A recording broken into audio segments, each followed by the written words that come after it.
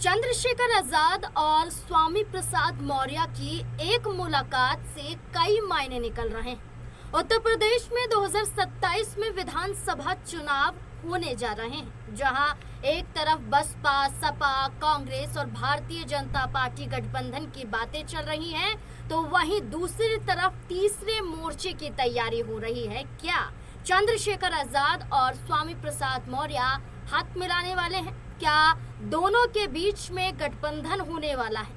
वो चेहरा चंद्रशेखर आजाद का जो लोकसभा चुनाव में नगीना सीट को जीत जाता है और एक ऐसा मजबूत चेहरा बन जाता है जिसके बाद ये कहा जाता है कि न सिर्फ मायावती बल्कि चंद्रशेखर आजाद भी दलितों के लिए उतने ही प्रिय हो चुके हैं। अब ऐसे में चंद्रशेखर आजाद का स्वामी प्रसाद मौर्य के साथ दिखाई देना यही बड़े सवाल खड़े कर रहा है और इन्हीं तमाम सवालों को लेकर चर्चा करेंगे। हमारे साथ हमारे वरिष्ठ सहयोगी अमन जी मौजूद हैं। सर, मुलाकात को कैसे देखते हैं? कोई मुलाकात को लेकर मान रहा है कि तीसरे मोर्चे की तैयारी की जा रही है, कोई मुलाकात को लेकर ये कह रहा है कि न सिर्फ बीजेपी बल्कि विपक्ष को भी नुकसान झेलना पड़ सकता है।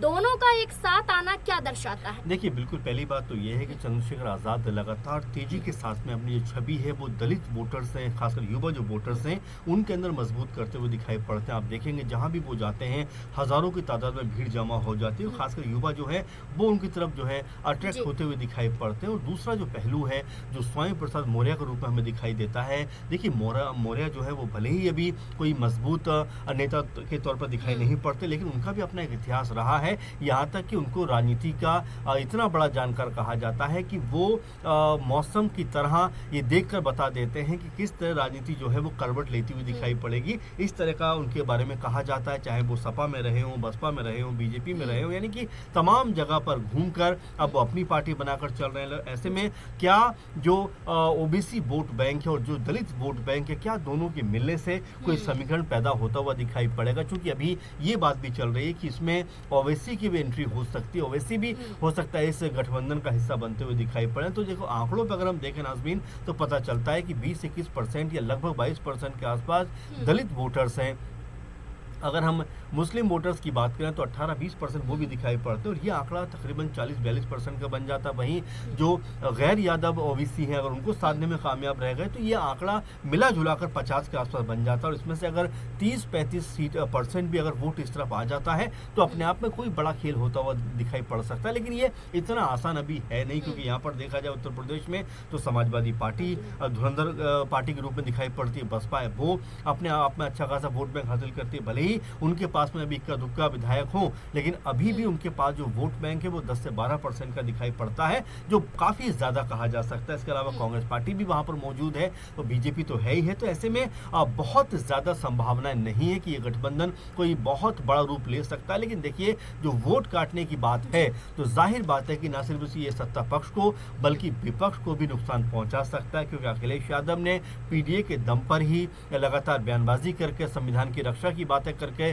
उत्तर प्रदेश 2024 का चुनाव हुआ था, उसमें उत्तर प्रदेश के अंदर उन्होंने तकरीबन 37 लोकसभा सीटें जीती, जो ये बताने के लिए काफी हो जाता है कि जो रणनीति उनकी रही थी वो कितनी सफल यहाँ पर साबित हुई। लेकिन अगर आजाद और स्वामी प्रसाद मौर्य, ओवैसी और ऐसे चेहरे अगर एक साथ आ जाते हैं तो अखिलेश यादव के पीडीए को जो नारा वो बुलंद करते हैं नुकसान होता हुआ दिखाई पड़ेगा। सर, आप ओवैसी की बात कर रहे हैं तो जहाँ एक तरफ स्वामी प्रसाद मौर्य, चंद्रशेखर आजाद, तो वहीं ओवैसी के साथ पल्लवी पटेल भी दिखाई दी हैं और एक साथ एक मंच पे भी आते हैं और वो अपना अलग ही पीडीए के जरिए पीडीएम तैयार करते हुए दिखाई देते हैं। तो क्या लगता है कि अगर ये दो बड़े चेहरे आ रहे हैं और इन दोनों बड़े चेहरे से छोटे छोटे दल कहीं ना कहीं जुड़े हुए हैं, ये स्वामी प्रसाद मौर्य के जरिए हमने जान लिया, ओवैसी के जिक्र आप यहाँ कर रहे हैं, तो क्या पल्लवी पटेल और भी कई अन्य दल जो होते हैं वो भी साथ में आ सकते हैं? देखिए, अभी पहली बात तो ये है कि ये बहुत सीक्रेट मुलाकात हुई, इसको लेकर बहुत ज्यादा कुछ बयानबाजी नहीं हुई। लेकिन हाँ,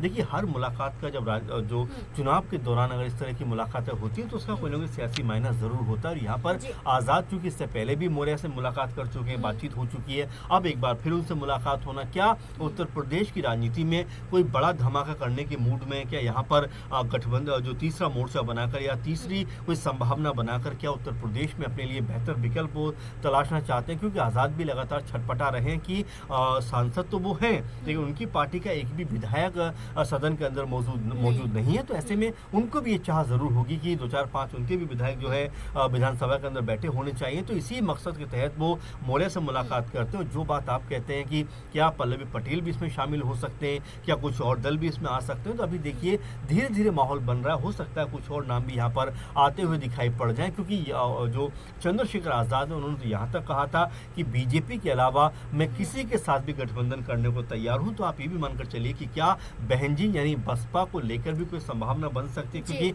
आजाद ने ये भी कहा था कि बहन जी मेरे बारे में कुछ भी कह दें मुझे कोई फर्क नहीं पड़ता, वो मेरे लिए कल भी पूजनीय थी और आज भी पूजनीय है। तो इस तरह की बातें जब आजाद कहते हैं तो एक संभावना कहने की दिखाई पड़ती है कि मायावती भी क्या इस तरफ आ सकते हैं। अगर ऐसा होता है तो एक बड़ा कह सकते हैं बदलाव या बड़ी उठापटक जो है वो उत्तर प्रदेश की राजनीति में दिखाई पड़ सकती है। जैसे कि आपने कहा कि बसपा सुप्रीमो मायावती के साथ भी आ सकते हैं अगर वो चाहे तो।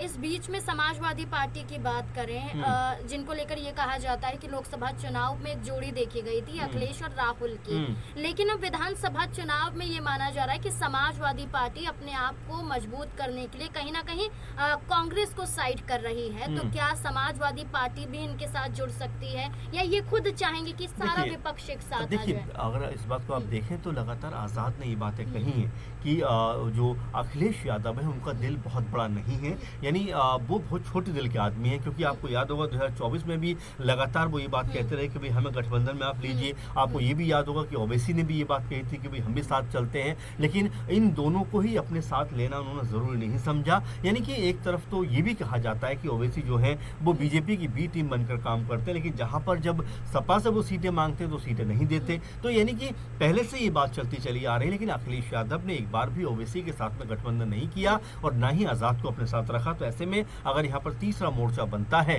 तो वोट काटने के लिहाज से अगर देखा जाए, हार जीत तो दूर की बात है कि अगर वोट काटने की अगर हम बात करें तो यहाँ पर अखिलेश यादव या समाजवादी पार्टी को सबसे अधिक नुकसान हो सकता है। क्योंकि अगर ये गठबंधन बनता है जिसमें आजाद होंगे, जिसमें ओवैसी होंगे, जिसमें स्वयं प्रसाद मौर्य होंगे, हो सकता है उसमें पल्लवी पटेल भी हो या इस तरह के और भी छोटे छोटे दल हो, तो जाहिर बात है नुकसान पहुंचाते हुए दिखाई पड़ेंगे। क्योंकि जो सामुदायिक हिसाब से अगर बात करें, अगर हम जातिगत राजनीति की बात करें तो कहीं ना कहीं प्रभाव तो रखते ही हैं। कई जगह पर हमने ऐसा देखा है कि यही इसी वजह की वजह से कहीं ना कहीं सीटें गंवानी पड़ी हैं। और अगर यहाँ पर भी तालमेल नहीं बना, क्योंकि ओवैसी बारंबार इस बात को कहते हैं, आपको याद होगा कि बिहार चुनाव में भी उन्होंने ये बात कही, लेकिन आरजेडी ने और तमाम दलों ने उनको जो है दूर कर दिया। तो ये जो चीज़ें दिखाई पड़ती हैं ये बताते हैं कि राजनीति में जो बड़े दल हैं वो अपने आसपास इन दलों को भटकना देना नहीं चाहते। क्योंकि ये भी एक रिपोर्ट थी एक समय की, डर, आपने सही कहा डर, क्योंकि अखिलेश यादव ने ये बात कही और खासकर ये बात पहले भी उठती रही है कि अगर इन दलों को जो है मजबूत कर दिया गया तो कहीं ना कहीं हमारे लिए संकट बन सकते हैं। क्योंकि अखिलेश यादव ने ये बात कही थी कि जयंत चौधरी के साथ में उन्होंने बेहतर किया, ओपी राजभर के साथ में बेहतर किया, लेकिन जैसे उनका फायदा होता है वो उनको छोड़कर चले जाते हैं। तो हो सकता है कि इस वजह को देखते हुए अखिलेश यादव जो हैं वो आज़ाद और ओवैसी को अपने साथ रखना ना चाहते हो। लेकिन अगर इन जो दलों का गठबंधन अगर होता है जिसमें मौर्य भी हैं, जिसमें आज़ाद भी हैं, गुप्त रूप से मीटिंग भी होती है, तो कोई ना कोई बड़ा यहाँ पर संदेश भी देना चाहेंगे, ये बताना भी चाहेंगे कि अगर आप अपने साथ नहीं रखेंगे तो हम एक और मोर्चा बना लेंगे और जिसका सीधा सीधा नुकसान आप लोगों को होता हुआ दिखाई पड़ेगा। देखिए बिल्कुल अब ये मुलाकात हुई है और इस मुलाकात को सीक्रेट मीटिंग के रूप में कहा जा रहा है। 2024 लोकसभा चुनाव में जहां नगीना सीट पर पहले स्वामी प्रसाद मौर्य ने चंद्रशेखर आजाद को समर्थन दिया, इसके बाद कुशीनगर में चंद्रशेखर आजाद ने स्वामी प्रसाद मौर्य के लिए प्रचार प्रसार किया। तो वहीं अब ये देखा जा रहा है कि पहले मुलाकात होती है, फिर दूसरी मुलाकात होती है और इस मुलाकात को सीक्रेट कहा जाता है। अब देखना होगा कि क्या सार्वजनिक रूप से कोई ऐलान किया जाएगा, क्या तीसरे मोर्चे को लेकर जो गठबंधन की चर्चाएं चल रही हैं क्या वो तय हो पाएगा, और जो नाम लिए जा रहे हैं क्या वो जुड़ पाएंगे। इस पूरे मुद्दे को लेकर आप क्या कुछ समझते हैं और क्या कुछ आपकी राय है, कमेंट सेक्शन में अपनी राय जरूर दें। धन्यवाद।